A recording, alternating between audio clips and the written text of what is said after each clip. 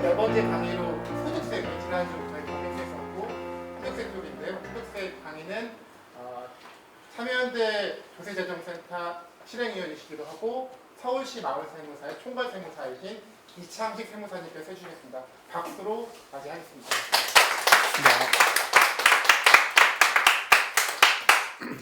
제가 오늘 이제 소득세라는 토픽으로 이제 강의를 하게 된 이창식 세무사인데요.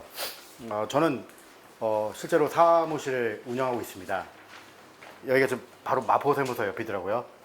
그리고 이 건물 안에 제가 아시는 세무사님만 반 이상 되시더라고요. 깜짝 놀랐습니다. 예. 저도 영등포 세무서 앞에 있습니다.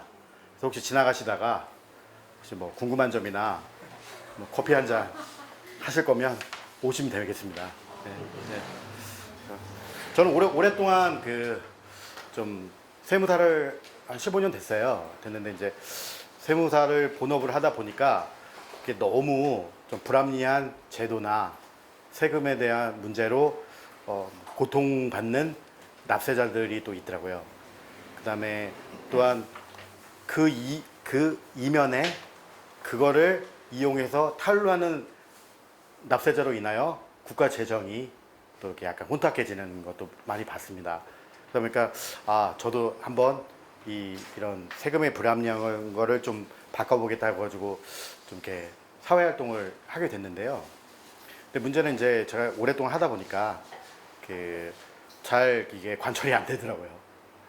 왜 그러냐면 세금이 한번 바뀌면 이게 바뀌기가 쉽지가 않습니다. 그 다음에 여러분들이 생각할 때 과연 그럼 세금의 탈루의 기준이 뭔가? 또 만약 우리가 판단을 하게 되면 이게 쉽게 또 결정할 수 있는 문제는 아니에요. 왜냐면 천차만별의 소득이 있기 때문에. 그래서 저도 열심히 지금 10년 동안 주장을 하고 있지만 관철이 안 되는 게 너무 많습니다. 그래서 앞으로도 좀 이렇게 여기 계신 분들이 이제 세금에 대한 어떤 틀이 잡히시면 그렇게 할 때 같이 좀 저도 활동하고 싶은 생각이 있습니다. 그래서 뭐 이론은 제가 그래도 좀 여러분보다 낫겠죠. 15년 동안 밑바닥에서 굴렀으니까요. 정말 절세 아니면 절세, 아니면 뭐 이렇게 탈세와 절세를 넘나드는 그런 어떤 신고도 해봤고, 그렇기 때문에 조금 이론적인 면, 실무적인 면, 특히 밑바닥의 어떤 내용들 이런 것들은 조금 더 제가 잘 알고 있지 않을까 이렇게 감히 말씀드리고요. 그런 부분을 오늘 좀 전달할 수 있게 하겠습니다. 1시간이라 이렇게 많지는 않습니다. 근데 1시간 동안 강의하고 40분을 질문 받는 제가 강의는 처음 와봤어요. 그래서 이따가 이제 질문하실 때 아주 냉혹하고 아주 날카로운 질문 해주시면 제가 아는 선에 답변을 해드리겠습니다. 일단 제가 오늘 소득세를 하고요. 감사하게도 2주에 또 이제 제가 소비세를 합니다. 그러면 이제 소득세는 여러분들이 생각할 때 어떤 거를 소득세라고 할까요? 내가 번 돈. 소득, 그렇죠. 근데 내가 번 돈이 너무 많은 종류들이 있어요. 그거를 나눈 게 이게 종합소득이라고 합니다. 그러니까 이게 모든 소득세의 기본이 이제 종합소득세라고 하는 거고, 여러분들이 만약 직장을 다니시면 나도 모르게 빠져나가는 돈들이 생겨요. 그냥 뭘 빼놓고서 주죠. 뭐 4대 보험 빼고 근로소득세, 뭐 지방소득세에서 이렇게 그런 근로소득세 문제도 그것도 종합소득세입니다. 근데 왜 그분들은 그렇게 연말정산이라고 하죠? 그 다음에 뭐 1월부터 3월까지 하는 연말정산 끝나려면 종합소득이긴 한데 다른 소득이 없기 때문에 종합소득세 신고하지 않으시는 거예요. 이따가 설명드리는 원천징수라고 하는데 그런 부분이 있어서 나도 모르게 빠져나가는 것들이 많습니다. 근데 그거 이후에 내가 자영업자다. 그러면 꼭 5월 달에 신고를 하시죠. 종합소득세. 그러면 그쪽에서 많은 자영업자들이나 사업소득자들이 온 동네 세무서를 왔다 갔다 합니다. 또는 너무 복잡하면 이제 세무사들을 통해서 또 회계사님을 통해서 신고를 하게 되죠. 그게 전반적인 소득세입니다. 그래서 소득세는 내가 소득이 발생하면 무조건 내는 거다 생각하시면 되고, 특히 근로자들은 나도 모르게 나가는, 그래서 따지지도 못하고 그냥 끝내버리는 거예요. 그 다음에 1월달, 2월달 되면 뭐 달라고 그러죠. 국세청에서 왜 연말정산 간소화 서비스를 해서 PDF를 해서 그냥 제출합니다. 요새는 간소화돼 가지고요, 뭐 자료 다 받아다가 이런 게 아니라 딱 PDF로 딱 저장해서 딱 줘버리면 알아서 잘 돼 있어요. 쫙 나옵니다. 그래서 제가 뭘 덜 받는지 더 받는지 알지도 못하고 환급 또는 추징당하는 그런 형태들이 좀 많죠. 그것도 종합소득세의 일종입니다. 유리지갑이라고 하잖아요. 일반적으로. 그게 유리지갑의 이야기가 제일 민감한 게 근로소득이긴 하지만 저항이 별로 많지 않아요. 그래서 예전에 혹시 몇 년 전에 그거 혹시 들어보셨어요? 신용카드 사용 소득공제를 없앤다 해가지고 한번 난리가 났었잖아요. 예, 그런 거 이후에는 특별히 이 반기를 듣지 않으시는 게 일반적으로 근로소득이죠. 근데 자영업자들 민감하죠. 특히 이번에 같은 경우는 굉장히 민감합니다. 코로나 때문에. 코로나 때문에 문제는 없으신가요? 그래, 그것부터 먼저 질문을 드려야 되는데, 그래서 코로나 때문에 지금 굉장히 문제가 많아서 요번에 이게 좀 예를 들면 5월에 신고를 하시면 5월에 세금을 내야 되는데 5월에 신고하고 8월에 요번에는 납부를 하시는 국가가 아주 굉장한 저걸 썼죠. 그렇게 되면 문제가 뭐냐?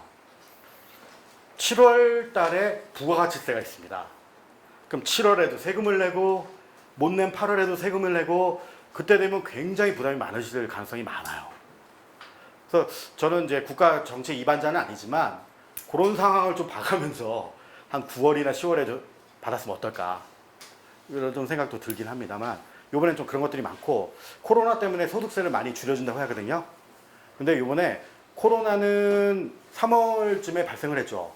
근데 소득세는 5월에 신고를 했습니다. 근데 적용은 내년에 적용이 돼요.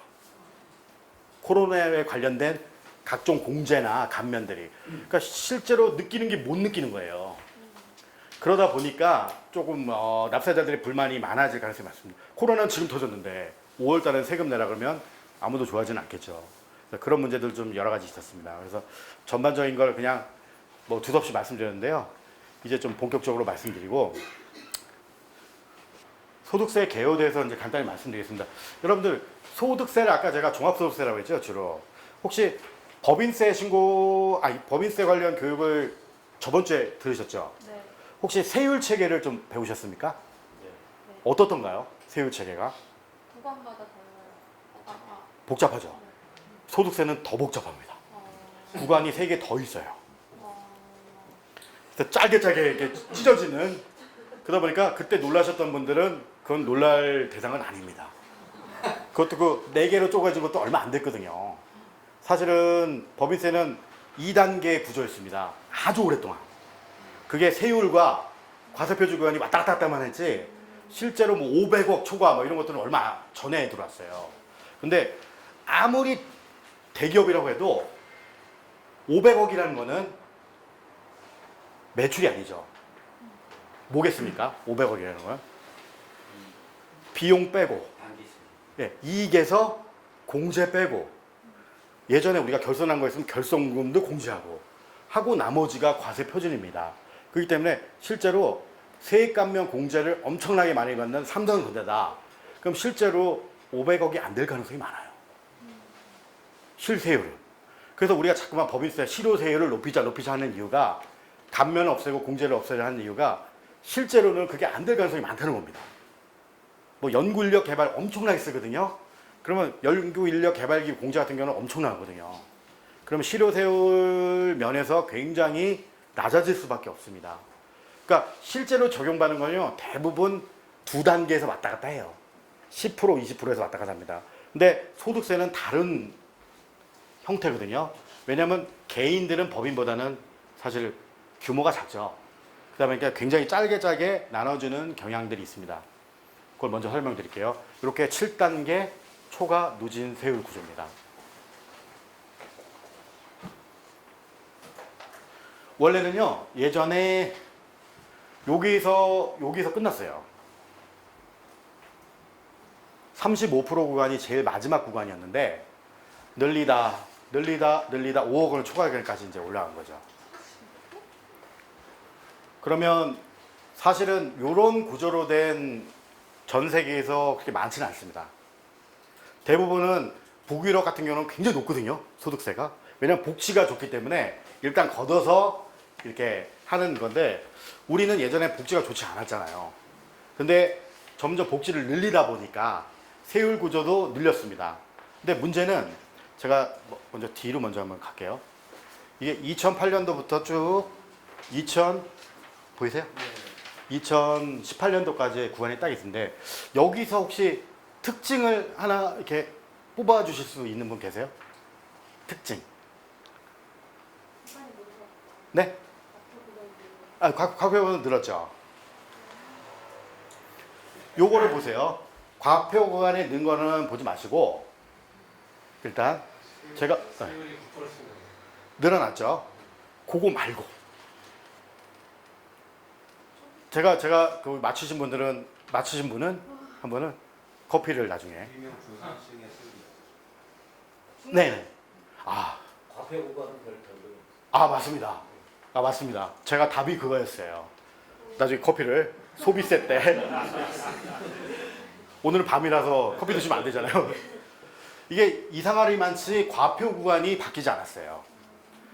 2008년도 여기 보시면 2008년도부터 시작한 이유는 요 2008년도 전년도 2007년도에는 대규모로 바뀌었습니다. 그 대규모로 바뀐 게 뭐냐? 원래는 세율이 9, 18, 27, 36 이렇게 있었고요. 구간이 1000, 4000, 8000 그 이후 이렇게 돼 있었거든요. 근데 딱 한 번 이렇게 바뀌었어요. 구간이. 그리고 지금까지는 계속됩니다. 그 대신 요 위에 구간만 늘려놓은 거죠. 그래서 이게 문제가 제가 이제 말씀드린 이유는 뭐냐면 세율도 좋습니다. 왜냐면 세율이란 거는 그 납세자가 바로 느낄 수 있는 거예요. 갑자기 38%가 갑자기 생겼다. 40% 생겼다. 이게 느낄 수 있는데 과표 구간을 변동시키면 납세자가 느낄 수가 없어요. 그러면 좀 국가 입장에서 볼 때는 과표 구간을 좀 정리를 해서 세율은 놔두도록 하면 소득세의 어떤 그 납세도 늘리면서 할 수 있는데 이상하라기만치 이건 그대로입니다. 이거 계속 좀 바꾸자 얘기를 했었는데요. 현실화 시키자 했는데 아직까지 못 바꾸고 있습니다. 이거는 아무래도 표 때문이 아닌가. 항상 어느 정부나 마찬가지죠. 그래서 세율에 대한 이런 것들은 이제 고소득자를 좀 강화시키기 위해서 이렇게 만드는 건데요. 실제로는 그렇게 많지는 않습니다. 실제로 하다 보면요. 그리고 고소득자들이라고 하면 실제로 자영업자들이 많지 않아요. 주로 근로소득 중에 대기업의 뭐 임원들 그런 분들은 다 연말정산으로 끝나기 때문에 실제로 느끼는 바가 많지는 않습니다. 근데 어쨌든 이렇게 늘려가면서 촘촘히 만들면서 어떤 그 세금에 대한 빠져나간 걸 많이 줄이긴 했죠. 네. 그래서 다시 앞으로 넘어가겠습니다. 일단 간단하게 소득세 체계를 좀 말씀드리고요. 왜냐하면 소득세는 체계를 잡지 못하면 나중에 이렇게 나갈 수가 없습니다. 그래서 체계를 말씀드리면 일단 소득세는 크게 두 가지가 있습니다. 이렇게 종합과세라는 게 있고요. 아까 말씀드린 분류과세라는 게 있습니다.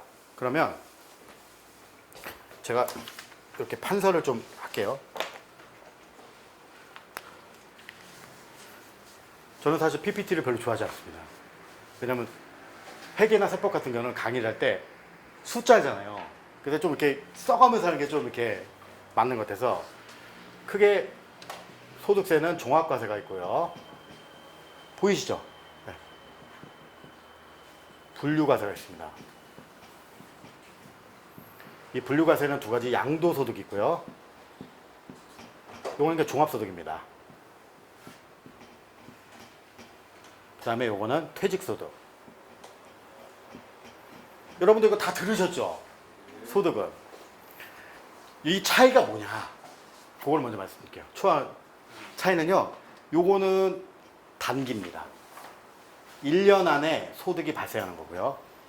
요 두 개는 최소한 1년 이상 걸리는 거예요. 1년 이상. 그래서 아예 소득세 구간에는 아예 종합소득세, 소득세법에는 양도소득세 따로, 퇴직소득 따로 이렇게 구분되어 있습니다. 그럼 분류를 따로 해놨다는 거예요. 분류과세라는 건. 그러면 차이가 뭐냐? 종합소득세는 1년 단위로 하기 때문에 바로바로 세금의 효과가 바로 발생을 해요. 근데 요거는 양도소득 같은 경우는 1년 안에 팔았다. 그러면 엄청나게 많이 세금이 올라갑니다. 50%입니다. 그럼 사람들이 세금을 안 내려고 안 팔겠죠. 퇴직소득은 어떻습니까? 여러분들? 내가 근무를 하면 퇴직소득은 6개월에 만약 내가 근무하다가 나왔다. 그러면 못 받아요. 왜? 1년 이상 근무를 해야 받을 수 있습니다. 퇴직소득은. 그 때문에 둘 다 1년이 이상 된다는 가정하에 하기 때문에 이거는 그대로 그냥 1년 안에 하지만 요거를 따로 나눈 이유는 요게 세금이 1년 안으로 계산을 못하고 2년을 못하고 3년을 못하면 계속 그 세금이 누진이 됩니다. 그래서 이게 결집이라고 하거든요. 세금이 결집해서 요거를 팔거나 부동산을 팔거나 퇴직을 했을 때 요만큼의 결집을 깨주는 공제들을 규정해서 이렇게 소득을 내는 게 분류과세라고 합니다. 요거 기본적으로만 알아두시고요. 그럼 이렇게 분류과세가 소득이 두 개가 있는데 그럼 종합소득세는 뭐가 있느냐?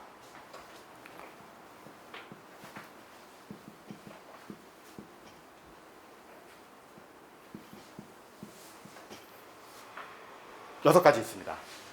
이거는 그냥 예전에 공부할 때도 이렇게 외웠거든요. 2배4 근연기 이렇게. 그때는요. 2배 안에 부동산 임대소득이 있었어요. 2배 무사 근 일시 재산소득이 있었어요. 그래서 2배 무사 근일연기 이렇게 했거든요. 근데 부동산 임대소득은 사업소득으로 들어갔습니다. 그래서 사업소득에는요. 부동산인 사업소득이 있고 부동산 외 사업소득 이렇게 나눠지고요. 일시 재산소득은 기타로 다 넘어갔습니다. 그래서 이렇게 여섯 가지로 이제 구분을 해서 만약 이게 1년 단위로 여섯 가지 중에 발생을 한다. 그러면 합산해서 종합소득세를 내는 거예요. 요거를 종합소득세 소득이죠. 근데 더 웃긴 건 뭐냐면 이거는 그냥 우리가 2배4 근연기라고 하는 게 아니라 소득세법에 열거돼 있어요. 그래서 일반적으로 소득세는 열거주입니다. 소득세 법상 없으면 소득을 부과할 수 없다. 이렇게 돼 있거든요. 근데 요거랑 비교해서 법인세는 포괄주의라고 해가지고 소득이 발생하면 세금을 매길 수 있어요. 요거를 순자산 증가설이라고 요거는 소득 원천설이랍니다. 근데 이렇게 되면 사람들이 어떻게 생각하느냐? 열거되지 않은 데는 소득이 없으니까 자꾸만 탈루할 수 있는 곳으로 가는 거예요. 특히 뭐죠? 비트코인 이런 거 안 돼 있어요.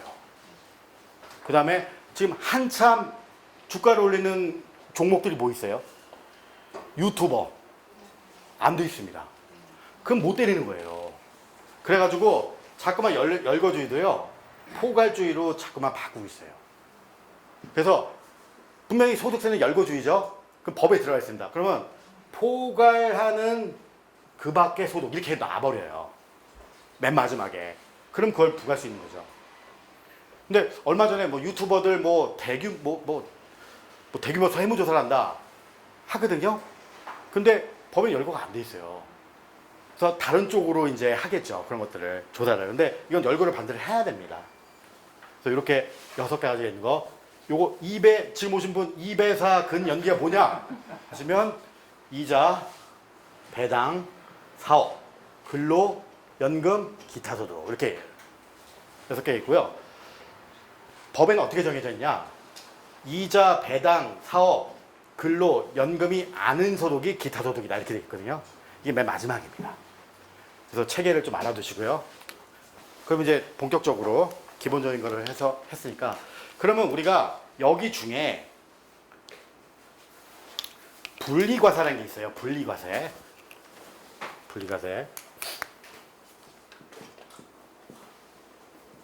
분리과세는 이렇게 보시면 됩니다. 납세자가 요거를 갖다가 나중에 종합소득세 신고하기가 굉장히 어렵죠. 납세자는 아무래도 뭐 정부나 이런 거에 국가와 비교하면 굉장히 상대적으로 낮으니까 아예 그때 당시 소득이 발생할 때 아예 그냥 과세로 끝내버린 겁니다. 이게 대표적인 게 근로소득이에요. 근로소득을 우리가 원천에서 바로 띄워버리면 끝나는 거죠. 거기에 여러분들 지금은 크게 적은 아니지만 일용직이라고 있습니다. 그것도 바로 일용직이면 뭐 15만 원 이하면 비과세로 끝낸다. 이렇게 돼 있고요. 그 다음에 이자 배당은 이자가 발생했다. 배당이 발생. 그러면 무조건 14%를 띱니다. 은행에서나 이런 데서. 그래서 여러분들 15.4%라고 뭐 들어보셨을 거예요. 14%에 지방소득 10%는 15.4%를 띄어갑니다. 이것도 완전 분리과세예요. 근데 이걸로 끝나냐? 이자 배당. 이걸 끝나겠습니까? 합산해 봤더니 2천만 원이 넘어왔어요. 그러면 금융소득 종합과세라고 해서 소득세에 포함해서 요거랑 합치죠. 2천만 원 이상 할 때.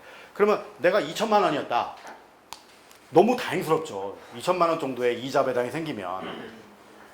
은행의 이율이 진짜 얼마겠습니까? 근데 2천만 원만 이자다. 근데 제가 신고를 하다 보면 있어요. 그런 사람들이. 부럽죠. 제 것도 아닌데 신고를 해야 되니까. 그러면서 수수료는 작습니다. 그게 제일 속상하죠. 금융소득은 금융소득끼리만 종합과세 하는 거예요? 다른 소득까지 다 합해서? 합산입니다. 종합소득, 금융 종합과세라는 거는 모든 거의 합산이에요. 2천만 원 이상 나온다고. 예, 2천만 원 이하는, 그러니까 2천만 원 이상일 때, 초과됐을 때. 2천만 원, 그러니까 요 이자 배당 합산 금액이 2천만 원이 초과됐다. 그러면 이렇게 종합소득 합산이에요. 2천만 원이 안 되잖아요? 그러면 그냥 끝냅니다. 법으로 끝냈어요. 그게 금융소득 종합과세라는데, 금융소득 종합과세는 이자 배당 합산 금액 2천만 원 초과일 때만이에요. 그 밑에는 분리과세로 끝납니다. 그리고 분리과세로 끝났는데 종합소득세에 합산하지 않겠죠. 합산하면 더 나올 수도 있으니까. 대부분은 거기서 끝냅니다. 그래서 지금 자꾸만 얘기하는 거는 이거를 1,000만 원을 내리자. 이 얘기가 나오고 있거든요. 요건 내려야 될 것 같습니다. 진짜. 정말 얼마 없어요. 근데 배당 소득 같은 경우는 회사에서 사실은 그 세금을 떼고 그 주주한테 사실 주잖아요. 네. 그러면 그래도 만약 2천만 원이 넘어가면 합니다. 네. 종합과세 하고 기납부세액으로 공제되죠. 15.4%는. 네. 그거는 이따가 40분의 시간이 있습니다. 네. 네, 맞습니다. 그렇게 해서 생각하시면 되고요. 그게 있고요. 그 다음에 원천징수되는 큰 게 우리 그 프리랜서들 있지 않습니까? 3.3% 뛰는. 요것도 분리과세입니다. 근데 이 사람들은 나중에 종합소득세 합산해서 신고하죠. 그 다음에 5.5%라는 것도 있어요. 이게 뭐냐면 속된 말로 그 룸사롱에 봉사하는 사람들. 요 봉사료라고 하거든. 요거는 5.5%입니다. 그렇게 해서 이거 사업소득에는 크게 이렇게 있고요. 빨리 지나가겠습니다. 그 다음에 연금들을 많이 타잖아요. 요새. 이제 점점 고령화가 되기 때문에 언젠가는 연금 기금도 고갈이 될 가능성이 많습니다. 그래서 빨리 타십시오. 이 연금은요, 연금 소득이 1,200만 원이 이상이 되면 합산하고요. 1,200만 원이 안 되면 이것도 그냥 끝낼 수 있습니다. 그렇죠, 연간. 그 다음에 기타는 기타 소득이 연간 300만 원일 때, 이게 기준이거든요. 넘어가면 종합과세고, 요 두 개는요, 선택할 수 있어요. 300만 원이 안 돼도 유리하면 선택할 수 있습니다. 기타도 선택할 수 있어요. 근데 아까 제가 말씀드린 것처럼 이자 배당은 선택을 못 해요.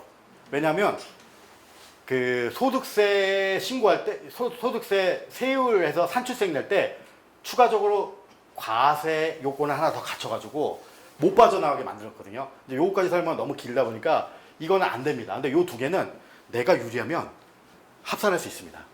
요 두 개는. 그래서 이렇게 해서 분리과세들이 있다고 좀 알아두시면 되고요.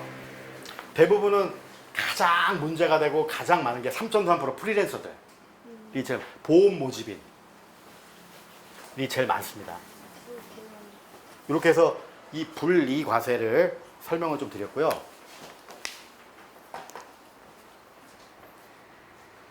또 요 세율 구조입니다. 모든 금액은요, 종합소득금액, 퇴직소득금액, 양도소득금액은 내가 발생한 금액에 경비를 뺍니다. 빼야지만 소득 금액이 나오거든요. 그걸 이미 뺀 금액을 하고 각종 소득 공제, 우리 그런 거 있잖아요. 뭐 본인 공제, 뭐 경로 우대 공제, 뭐 이런 공제들을 뺀 금액들을 소득 공제라고요. 그거를 뺀 금액이 이제 과세 표준에 세율을 때리는 거죠. 근데 아까 세율이 많았죠. 7단계. 네. 그거에 맞게 하는 건데, 여러분들 아까 세율 할 때 만약 8,800에서 1억 5천 구간이면 그러니까 38%를 적용했습니다. 그럼 내가 소득이 1억 2천이다. 그러면 1억 2천에 38%를 때려서 요게 산출세액일까요? 아니죠. 이건 법인세 때 아마 배우셨을 겁니다. 대부분은 사람들이 그렇게 생각해요. 그게 38%딱 때려버리는데 그게 아니라 그 뒤에 이렇게 올라갔던 것들을 각자 해가지고 사실은 1억 2천에서 8,800 요 사이만 38%가 적용하는 겁니다. 이거를 초과 누진 구조라고 그러거든요. 그래서 혹시 그렇게 알고 있으셨다면 다시 한번. 근데 이거 법인세로는 이거를 느낌이 안 와서 소득세는 바로 느낌이 옵니다. 쫙쫙쫙쫙 계속 짧은 구간이 계속 올라가니까. 그래서 이렇게 좀 알아두시면 되겠습니다. 그래서 그런 것들을 한 거고요. 뭐 세액 공제, 여러분들 세액 공제 중에 가장 큰 게 근로자들 의료비 공제, 교육비 공제, 보험료 공제, 뭐 여러 가지도 있잖아요. 그런 공제들을 말한 거고요. 양도소득은 제가 양도소득을 그건 보유세이기 때문에 빼겠습니다. 일단 다음에 또 강의를 하시니까. 그래서 이렇게 7단계 누진 구조가 있고요. 보유세를 하기 전에 보유세는 우리가 세율이 중요한 게 아니라 현재 정부의 정책이 더 중요하죠. 양도세 때려잡는다 이거잖아요. 근데 거기서 가장 중요한 거는 다른 건 모르겠는데 주택 임대예요. 주택 임대가 가장 문제입니다. 주택 임대는 왜 주택 임대 사업자가 생기겠습니까? 나 사는데 여분의 게 있으니까 누구한테 주는 거잖아요. 이 사람들을 때려잡겠다는 거죠 지금. 근데 뭐 정책이 실패됐다, 뭐 성공했다, 아직 성공했다는 얘기는 안 나옵니다만 여러 가지 문제점들이 많이 나오긴 하죠. 근데 그거는 보유세 때. 여기 보시면요. 아까 제가 말씀드린 대로 1년 미만을 보유했다. 그러면 토지는 50%입니다. 주택은 40%. 실제 우리가 적용하는 것보다 더 센 거예요. 이거는요. 1년, 2년은요. 누진 구조가 아니라 바로 적용합니다. 차액이 5천이다. 그럼 50%. 차액이 5천이다. 40%. 이렇게 적용이 되니까 센 거죠. 아까 누진 구조면 내가 때린 것보다는 덜 나올 수밖에 없습니다. 뒤에는 세율이 적게 나는데 이거는 이러지 않아요. 단기 양도분은 이렇게 바로 단일 구조입니다. 그래서 엄청나게 세금이 많이 나오는 거죠. 그 다음에 뭐 3주택이면 뭐 20% 플러스 되고 이거 엄청납니다. 이거 한번 제가 간단히 계산하면요. 6%잖아요. 1200까지가. 1세대 3주택이면요. 플러스 20, 26%입니다.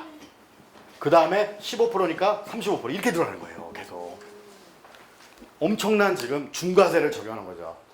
주식도 이제 곧 뭐 얼마 이상이면 개미들도 부과하겠다고 하죠. 2023년도 그런가? 네. 이거는 뭐 해야 되는 게 맞다고 저는 보는데 어떤 문제가 생길지는 좀 지켜봐야 될 것 같습니다. 그래서 이렇게 흐름들을 아까 맞춰주신 것처럼 과표 구간이 변동이 없었어요. 과표 구간 변동만 해도 꽤 많은 세수 확보도 되고 여러 가지 문제가 생길 텐데 세율만 계속 올리는 거예요. 그냥 세율도 거의 그대로입니다. 세율도 이렇게 많이 바뀌진 않았고 그 추가적으로 계속 지금 늘려놓기만 했었죠. EITC 근로산업세를 많이 들어보셨죠? 요새 이제 정부가 가장 중점적으로 하는 거 기본적으로 소득이 중 또는 저일 때 기본적으로 국가가 지원해주는 역할을 하는 그런 거거든요. 그래서 기본적으로 이렇게 보시면 되고요. 뭐 이것 때문에 생긴 게 여러분들 그 직장을 다니시면 매월 원천징수를 합니다. 그리고 연말 그 다음에 어떤 거를 하는지 아시죠? 연말 정산이라는 거를. 근데 여러분들 그 원천징수를 할 때 여러분들이 내가 300만 원을 급여를 타간다. 그러면 그 원천징수를 신고할 때 내 주민번호랑 나의 기본적인 내용들이 들어갈까요? 안 들어가죠. 언제 들어가냐면 연말 정산할 때입니다. 연말 정산할 때 내 나이와 주민번호와 내 가족들이 들어가요. 그러다 보니까 1년 12달을 계속 그런 거 없이 하다가 한 번에 딱 하다 보니까 세율의 차이가 발생을 해요. 아니, 세금의 차이가. 그럼 내가 여기 100만 원 했는데 실제로 뭐 공제를 다 넣어보니까 80만 원밖에 안 했다. 이러면 어떻게 될까요? 연말정산 때? 20만 원을 환급받는 거죠. 근데 대부분은 보너스라고 생각합니다. 내가 더 냈는데. 13월에 보너스. 절대로 그거는 언론에서 만든 작품입니다. 그건 아니고요. 근데 딱 보니까 여기 120 나왔어요. 그러면 20만 원 더 부과라는 거죠. 요때 내 소득이 파악되는 거예요. 내 이름과.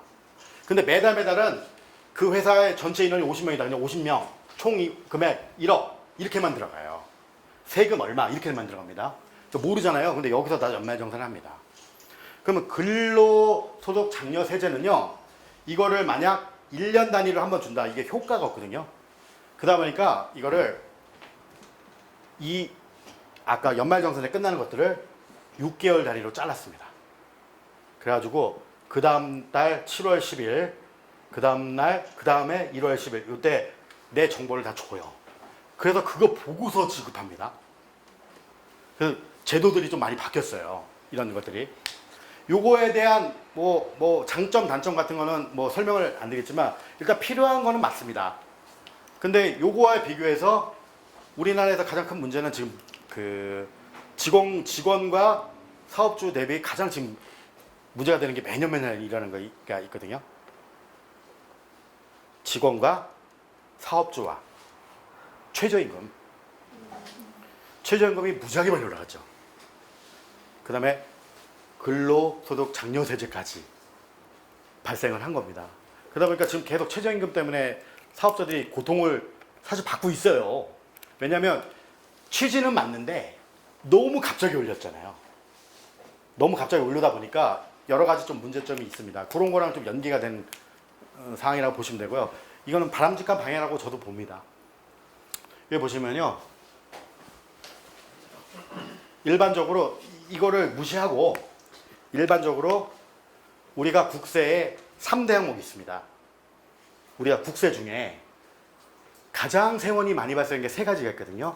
첫 번째 법인세, 소득세, 또 뭐 있을까요? 네, 소비세 중에서도 부가세. 소비세는요, 부가세도 있고 개별 소비세도 있습니다. 그러니까 부가지세가 근데 여기서 가장 차이점이 뭐냐면 요건 직접세예요. 직접세가 뭐냐? 소득에서 발생하는 거고 요거는 내는 사람과 소득이 달라요. 왜냐면 우리가 밥 먹으면 딱 긁었어요. 카드에 11,000원이 나오잖아요. 10,000원은 우리가 소비한 거고 1,000원은 부가세입니다. 그러면 부가세를 누가 내느냐? 내가 내는 게 아니라 그 카드를 해서 매출이 발생한 사람이 내는 거예요. 그래서 우리는 이게 직접 발생한 사람이 직접 내지만 요거는 직접 발생한 사람이 안 내고 딴 사람을 통해서 내기 때문에 간접세입니다. 그럼 국가 입장에서는 어떤 거를 걷는 게 가장 편할까요? 그렇죠. 그냥 손가락만 까딱까딱하고 받는 겁니다. 이 간접세가, 이 부가지세가 제가 이제 여담에 얘기하면 우리나라가 간접세, 부가지세를 할 때 가장 요건 이제 다음번에도 말씀드릴 거예요. 저희 소비세니까 이 간접세가 어떤 제도를 도입하면서 간접세가 완성이 됐어요. 두 가지가. 첫째는 세금 계산서라는 거. 그런데 많이 들어보셨죠? 발행해 주는 사람, 받는 사람이 명확해지는 거예요. 근데 두 번째. 그렇죠. 커피 2잔. 네. 저는 진짜로 쏩니다. 신용카드를 발행해 버리니까 대부분 카드겠죠. 매출이 누락이 없어져요.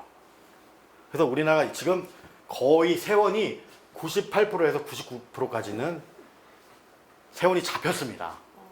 그럼 그 국가는 안타까운 게 요 1%에서 2%도 잡고 싶죠.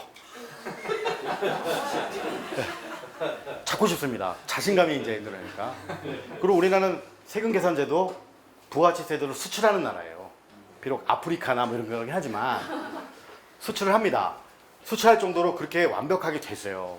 그래서 요거를 과표의 양성화라고 하는데 과표 양성 거의 다 됐습니다. 이제 저희가 느낄 정도예요. 그럼 1, 2%는 대부분 현금 매출 같은 건데 요것도 잡고 싶죠. 잡고 싶습니다. 근데 요런 우스갯소리로 제가 한번 하다 보면 너무 깊게 느끼지 마시고요. 이번에 부가치세 신고를 했어요. 부가치세가 왜 중요한지 아세요? 신고를 하는 목적이? 부가치세를 왜 신고하겠습니까? 받은 거 낸 거 이것도 중요하죠. 이게 소득세의 기준이 돼요. 그래서 그 사업자가 6개월에 한 번씩 신고를 하면 그게 소득세 기준이 되는 거예요. 그렇기 때문에 굉장히 소득세와 부가세는 연동이 되는 겁니다. 근데 내가 부가세는 1억을 신고했는데 소득세는 9천을 신고했다. 말이 안 되는 거거든요. 근데 더 웃긴 건요. 내가 부가세를 1억을 신고했다. 소득세를 1억 1천을 신고했다. 그러면 어떻게 될까요? 아무 일도 안 일어납니다. 나는 자진납세한 거니까. 그렇게 해서 국세청에서 소득세 신고할 때 이렇게 그렇게 서비스에 나옵니다. 당신이 부가세 신고 못한 거를 추가로 소득세 신고하라고 나와요. 그러면 문제는 부가세, 가산세도 붙고 여러 가지 하긴 하지만 9천을 했다면 난리가 나는 거죠. 안 맞으니까. 그래서 여러분들은 소득세랑 부가세랑 별개로 생각하시면 안 됩니다. 기준이 되는 거예요. 부가세를 신고한 1년 단위가 소득세의 수익금액이 되는 거기 때문에 이거를 하시면 되는데 여러분들 이렇게 만약 부가세 신고를 하다 보면 이렇게 부가세 항목에 이렇게 신용카드 주로 식당 같은 데는 신용카드밖에 없어요. 이 사람들이 세금계산서 발행을 못 하거든요. 왜냐면 최종 소비자니까 다들 사업자가 아닙니다. 세금계산서를 발행하려면 상대방도 사업자 일반적으로 해야 되고 주민번호를 받아서 발급을 해야 돼요. 그게 그럴 수가 없죠. 밥 먹고 가는데. 그럼요 신용카드를 1억을 했어요. 그 밑에 현금 매출을 기재하는 난이 있거든요. 근데 나는 진짜 1억밖에 못했어요. 근데 한 10만 원 정도 빼먹었습니다. 그럼 국세청에서 전화가 와요. 현금 매출 넣어놓으라고. 그러니 탈루할 수가 없다니까요. 진짜 나는 한 20만 원 정도가 카드는 다고 20만 원 정도가 현금으로 받은 건데 대부분 5%에서 10%를 국세청은 보고 있거든요. 카드 매출액에 카드 또는 현금 영수 중에 그러면 1억인데 100만 원을 넣어놔야 됩니다. 웃지 못할 상황이 생겼어요. 그만큼 가표는 양성화가 됐다는 얘기예요. 그걸 말씀드리다 보니까 웃지 못할 이런 상황도 생깁니다. 예? 아니 이해가 안 됐어요. 네. 그러니까 없어도 더 해야 돼요. 아니 그런 건 아니고요. 그건 아니고 이제 요거는 좀 이제 매출이 많을 때고 이런 상황이 생길 수도 있다는. 왜냐하면 국세청에서는 얘기를 하거든요. 아예 현금 매출은 없다고 보지를 않기 때문에 요거를 잡아내겠다는 거예요. 근데 실제로 한 걸로 하는 거죠. 예. 그러니까 저는 이렇게 그냥 좀 약간 재밌게 하려고 하는 거니까 그거는 좀 염두에 두시고요. 하여튼 이런 상황이라서 여기서 제가 말씀드리고 싶은 거는 부가세의 기본적 상황들이 다 소득세에 가는 거기 때문에 연동해서 잘 알아두시라고 말씀드리고 싶습니다. 여기 보시면요. 소득세가 비중 국세에서 대비 이렇게 좀 늘어나는 추세니까 늘어납니다.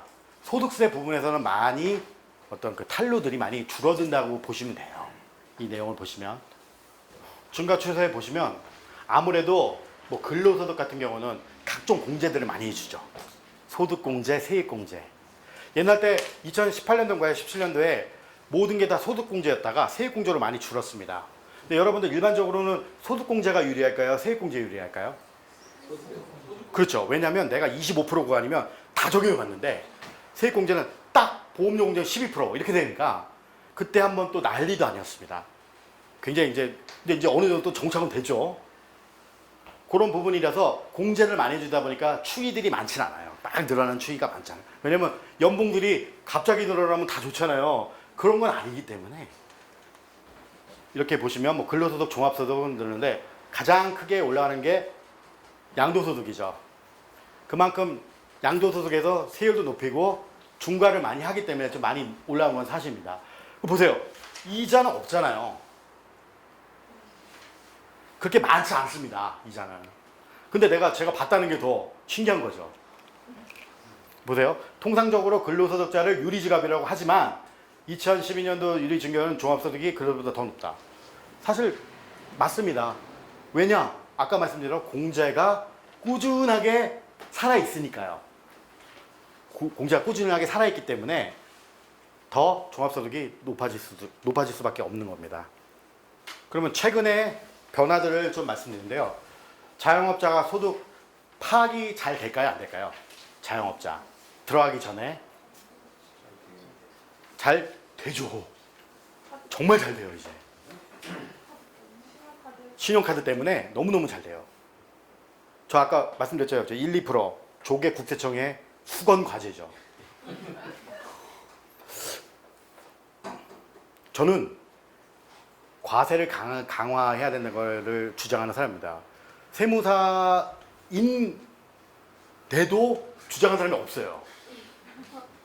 그래서 굉장히 저는 세무사 중에 굉장한 극좌파로 이렇게 돼 있긴 한데 굉장히 개선이 잘 됐고 그 다음에 어느 정도는 세금을 다 냅니다.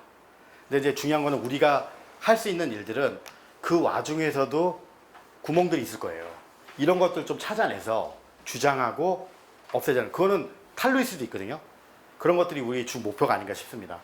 주택 임대소득 과세 확대. 주택 임대소득 과세 이거는 과세니까 소득세입니다. 요번에 2019년 대비 종합소득세 신고 때 어떤 게 생겼냐면요. 그 전에까지는 주택 임대소득이 연간 2천만 원이 안 됐을 경우에는 세금을 한시적으로 안 내줬습니다. 올해부터는 원래는 있었어요 법적으로는. 근데 한시적으로 2년간 유예시켰어요.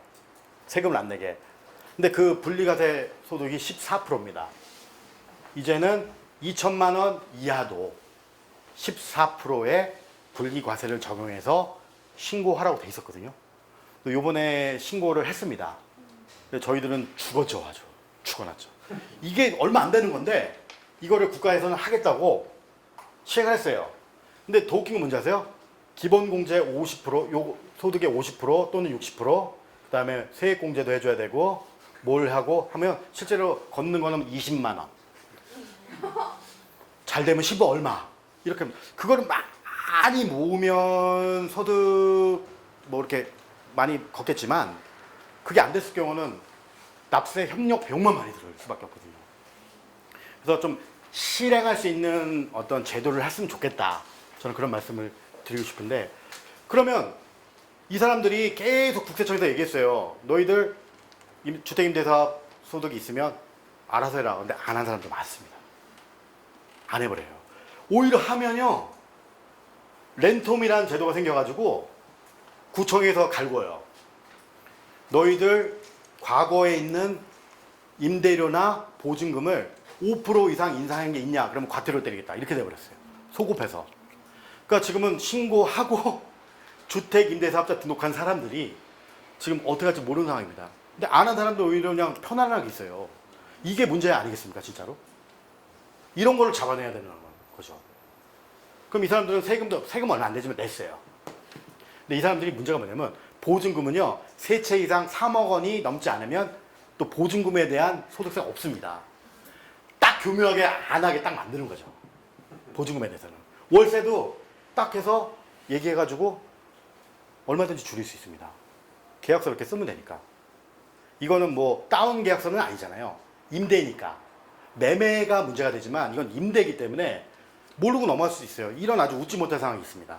이런 것들을 저희들이 문제의식을 가져야 되지 않을까 생각합니다. 그리고 주택임대소득자 구청 등록하고 세무서 등록하면서 예전에 양도세 면제, 취득세 면제, 재산세 면제 또는 뭐 50% 감면, 그 다음에 건강보험까지도 감면해 줬어요. 그러다가 갑자기 확 때리겠다고 이제 나온 거죠.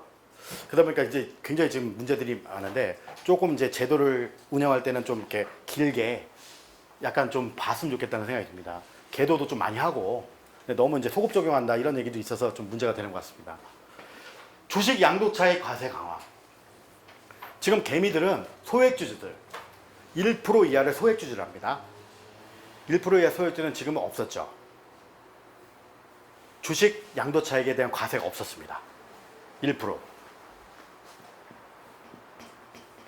근데 소액주주들도 이제 앞으로는 부과를 하겠다는 거죠. 얼마 이상 하면. 근데 저는 거래세에 대한 거는 맞다고 봅니다. 그리고 그래 놓고서 지금 어떤 걸 했냐면 증권거래세는 무조건 내야 돼요. 이거를 계속 다운시키고 있거든요. 근데 이거 0.5%에서 많아봤자 0.25%로 떨어뜨린 거거든요. 이거 적이 있을까 그런 생각이 좀 들고 이거에 대한 거는 강화는 해야 된다고 저는 봅니다. 왜냐하면 소득이잖아요. 특히 주식은 딱 넣는 순간에 내가 아무 활동을 안 해도 그 회사가 알아서 해주는 거기 때문에 이것도 불로소득에 볼 수 있기 때문에 해야 되긴 해야 되는데 과연 개미들이 어떤 반응을 보일지 궁금합니다. 최고 세율 인상. 그럼 최고 세율이 아까 몇 프로였죠?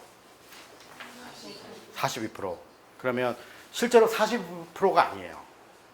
42% 플러스 지방소득세 10%가 되기 때문에 46.2%입니다. 그럼 거의 50%가 세금입니다. 근데 제가 아까 말씀드렸잖아요. 그거보다는 차라리 과세표준 구간에 좀 변화시켜서 많은 사람이 흡수할 수 있게 하는 게 어떨까 그런 생각이 듭니다. 왜냐면 세율 구간을 과표 그대로면 거기에 해당이 안 되면 되잖아요. 근데 과표 구간을 바꿔버리면 많은 사람이 빠져나갈 수 없는 경우가 발생할 수 있으니까 그게 더 올바른 방향이 아닌가 생각합니다. 소득공제 정비. 이거는요, 일반적으로 예전에 우리가 기본적으로 우리나라가 복지에 대한 기본 개념이 생긴 지가 얼마 안 됐어요. 특히 노무현 정부 때 그 이후부터 조금씩 하다가 이제 본격적으로 됐죠. 복지 지원이 많이 생기고. 그러다 보니까 뭔가 해줄 수 있는 게 없었습니다.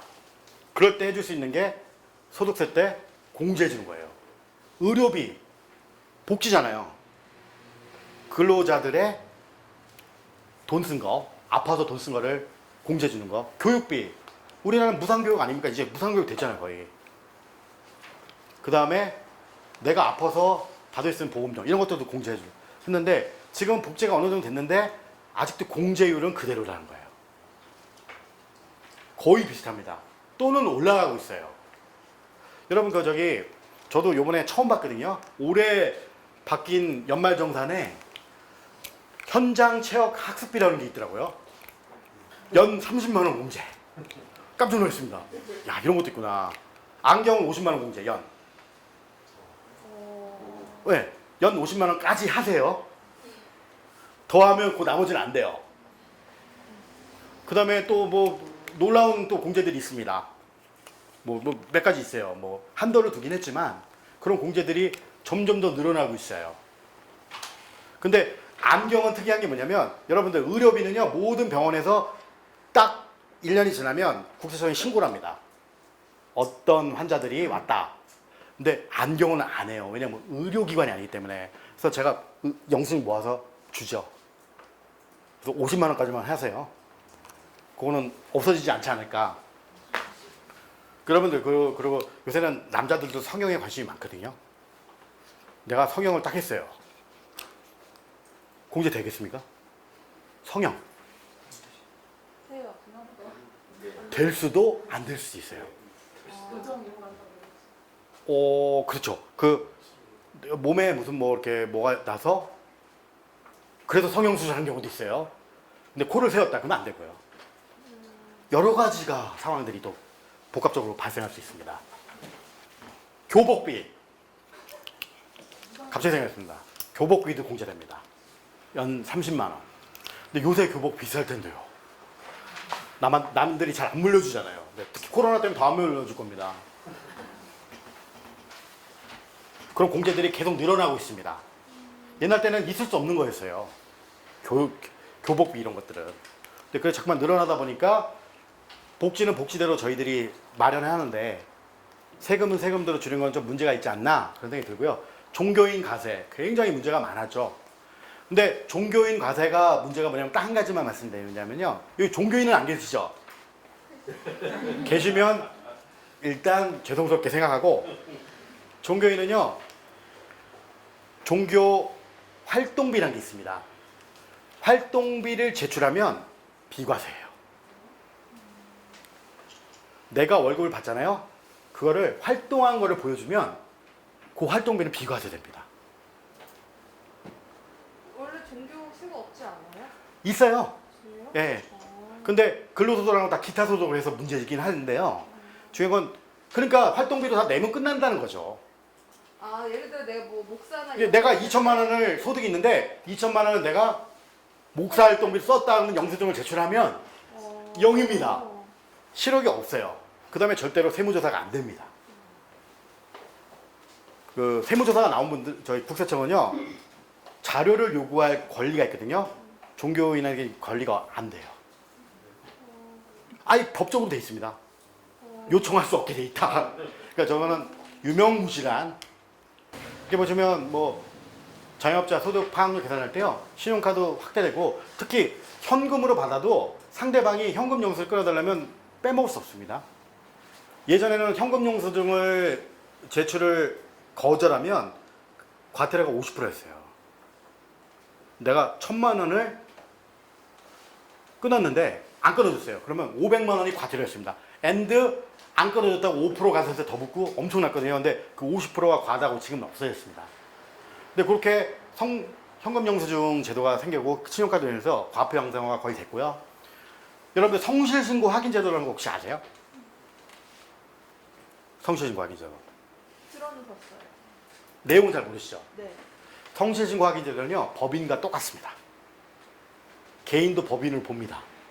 이게 뭐냐면 성실신고 확인 제도는요 서비스업 5억 이상, 뭐 제조업 10억 이상, 도소매약 15억 이상이 넘어가면요 통장 거래를 제출해야 됩니다. 그리고 반드시 세무사든 회계사에 확인을 받아야 돼요. 쫙 내역을. 비용도 3만 원 이상 거래된 거 뭐 다 확인해서 그러니까 법인과 똑같아요. 그래서 일반적으로 개인 소득자들은 통장을 확인하지 않고 신고합니다. 일반적인. 근데 이렇게 성실신고가 걸려버리면 통장 내역까지 다 확인해서 검토를 받고 신고해야 됩니다. 그렇기 때문에 대부분 고소득자죠. 이 사람들도 여기에 걸려버리면 기본적으로 일반 개인 사업자가 똑같이 세무조사가 나왔다. 그러면 최소한 1.5배에서 2배를 더 맞습니다. 추징을. 탄로된 게 많으면. 그 다음에 이거는 뭐 좀 뭐 우스갯소리지만 그거 확인해준 세무사 회계사도 징계를 받아요. 성실신고는. 그래서 굉장히 성실하게 해야 됩니다. 근데 아니 나는 성실하게 세금 내는데 왜 성실신고를 확인해야 되냐 이런 분들 계시거든요. 그 성실신고는 아니고 성실하게 해라 해서 이런 이름들이 붙여졌습니다. 그래서 요 세 개만 해도 굉장히 많이 세금이 탄로를 막는 역할을 지금 하고 있습니다. 소득파악 대체지표 여기 보시면 거의 뭐 90% 이상 된다는 거예요. 보시면 되고요. 여러분 요거는 한 가지만 말씀드리면 1세대 1주택의 비과세가 몇 억 원인지 아세요? 9억. 9억입니다. 그러면 요런 게 궁금하신 분이 계세요. 나는 1세대 1주택이고 실제 거주도 했다. 근데 팔 때 10억 주고 팔았다.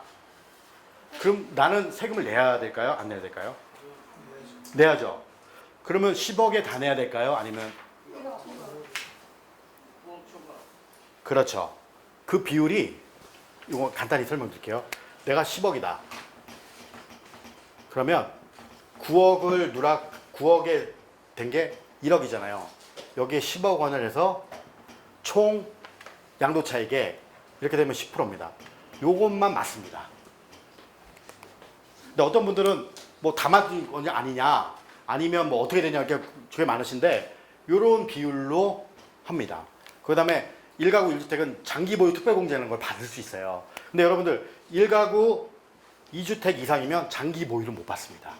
아까 분류과세 설명할 때 우리가 양도소득은 최소한 1년 이상 되기 때문에 계속 세금이 늘어나거든요. 그걸 막을 수 있는 게 이 장기 보유 특별공제라는 거예요. 근데 그거는 2주택 이상은 이제 해당이 안 돼요.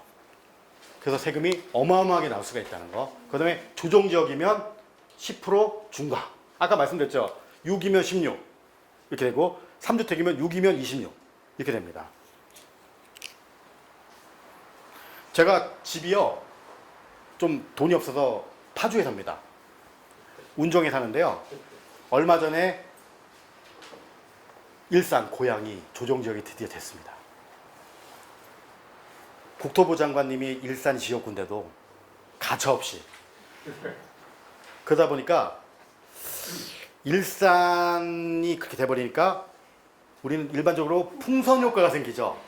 그게 1순위가 김포로 넘었습니다. 김포 사람들 좌절하고 있다가 지금 완전히 막 지금 김포도 그러니까 파주로 넘어오고 있어요. 근데 실제로 올라간 건 얼마 안 되는데 조정지역이 곧 될 것 같다는 암울한 또 생각이 들어서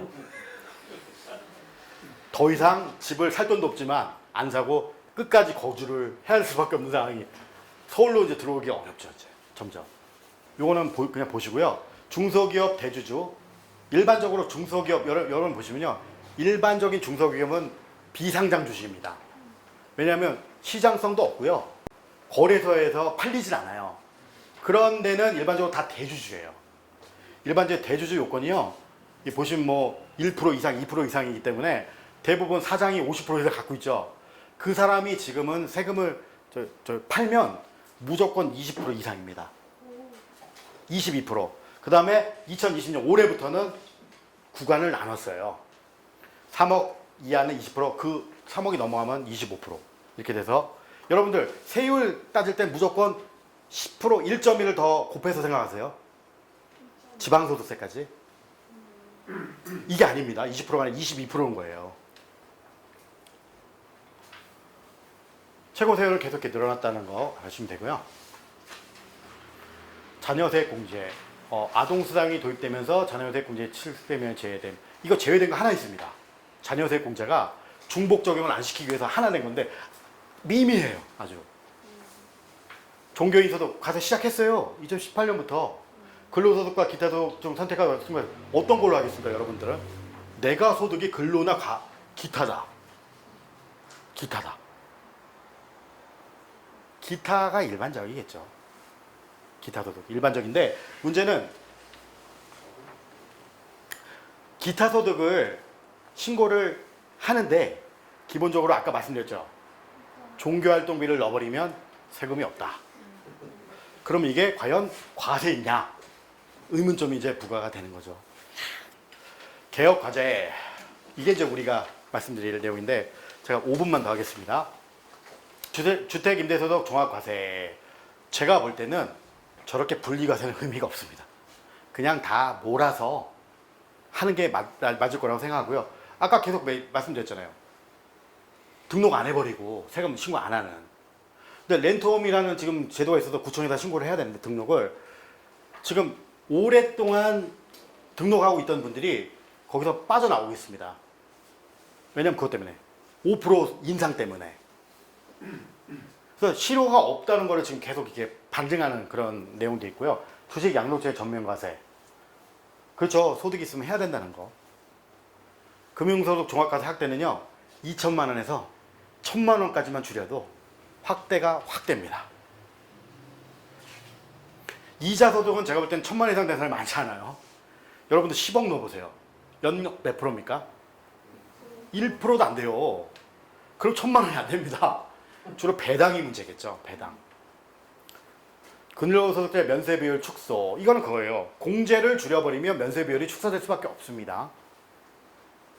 낮은 소득세 실효세율도 완화시키는 거. 그 외 공제 부분들을 좀 하고 지금 가장 항상 이슈가 되는 게 신용카드 사용 소득공제예요. 이게 지금 국가는 없애고 싶어요. 그래서 소득세 법에다 넣은 게 아니라 조세특례 제한법에다 넣었어요. 조세특례 제한법이라는 게 특징이 뭐냐면 언젠간 없어질 법입니다. 약간 한시적인 건데 거기다 넣어놓고 계속 일목이하면 연장시키고 있습니다. 근데 소득공제 저것만 없애줘도 왜냐면 신용카드 이미 이제 신용카드는 예전에 과표가 양성화 안 됐을 때 너희들 신용카드 써라. 과표를 양성화시키기 위해서 만든 거거든요. 근데 어느 정도 98% 됐다고 그랬잖아요. 그러면 반대급부적으로 쓰는 사람도 이거는 줄이거나 없애는 게 맞다고 봅니다. 근데 꽤 많은 300만 원까지 공제를 해주기 때문에 꽤 세죠. 거기다가 도서 상품, 도서 구입비, 그 다음에 전통시장 사용, 대중교통 이용, 그 다음에 요새는 뭐 저것도 있잖아요. 문화, 공연하면 더 해주고, 뭐 7천만 원 이하면 더 해주고만 합니다. 계속 늘리고 있어요. 거기는 25% 한동안이나 30%, 40%까지만 하고 있어요. 계속 늘리고 있죠. 그거를 아예 그냥 25% 맞든지 없애든지 이런 조치가 있어야 되지 않을까 싶습니다. 그러면 당연히 소득세, 실효세를 원활하게 갈 수 있겠죠. 그러면 이제 근로소득자분들은 굉장히 반감을 표시할 수도 있습니다. 왜 있던 거 없애냐? 대부분 국가의 어떤 시책이 완성이 되면 없애는 게 맞다고 봐요. 그러면 아예 소득세법에다 넣어버리든지. 안 넣습니다, 국가가. 소득세법을 영구적으로 넣어버리면 끝이에요. 못 바꿉니다. 근데 그럴 의도가 없거든요, 국가는. 요게 금융소득 종합과세 내용이에요. 예전에는 뭐 부부 합산해서 4천, 12년 4천, 13년도에 2천 내면서 굉장히 크게 강화가 됐죠. 1,000만 원까지는 줄어들어야 되지 않을까 그런 생각을 하고 있습니다. 실효세율이 이게 보시면요, 기본적으로 실효세율이 뭐 자녀가 많거나 뭐 독신 가정이거나 한부모 가정 이러면 공제들을 추가로 더해줘요. 그러다 보니까 계속적으로 실효세율이 낮아질 수밖에 없습니다. 한국의 소득세 명목의 최고세율은 42%, 아까 46.2%죠. OECD 평균을 하면요, 뭐 다른 뭐 나라 멕시코나 뭐 예를 들면 이런 데는 낮아요. 굉장히 낮습니다. 한데 낮아서 우리나라가 상대적으로 낮지 않아요. 근데 그 세율을 따라가지 못하고 계속 소득공제로 계속 줄여버리기 때문에 실효세율은 실제로는 OECD 평균으로 낮다는 얘기거든요.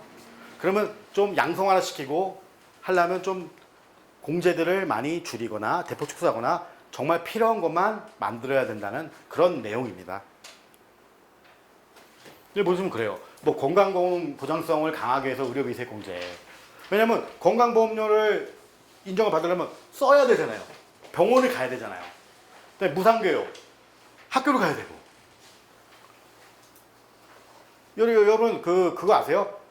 내 자식이 해외에 유학을 갔습니다. 그거 교육비 공제 받을 수 있을까요? 있습니다. 900만 원까지 가능해요. 그것도 영수증 받아와서 제출하면요, 됩니다. 그러면 해외에 유학 보낼 정도면 고소득자죠. 그만큼 세율이 떨어지겠죠, 세금이. 그런 게 문제라는 거죠.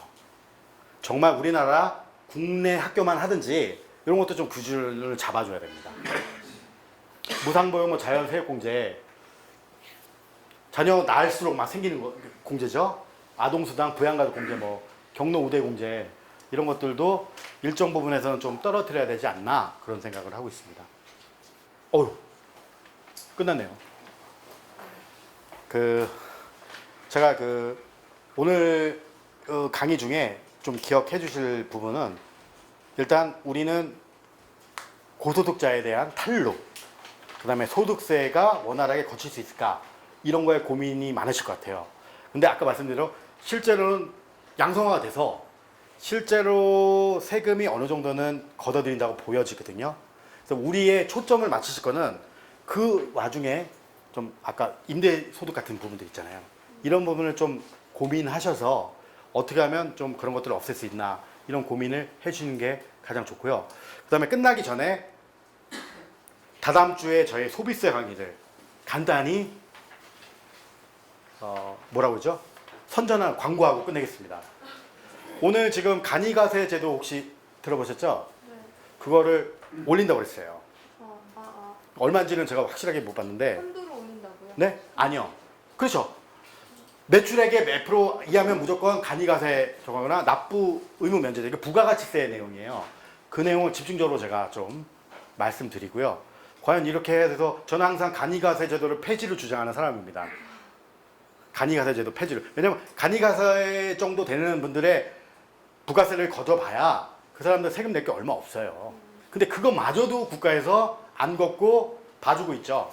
그래서 이런데 지금 상황에서 올린다는 건 굉장히 문제가 있다고 보고, 여러 가지 코로나 때문에 그렇게 한 건 하지만 지원을 해주는데 그것까지도 해준다. 이거는 좀 문제가 있다고 봐야 돼서 소비 있을 때 그때 좀 집중적으로 좀 다루도록 하겠습니다. 한 5분 쉬었다가 질문 받겠습니다. 네.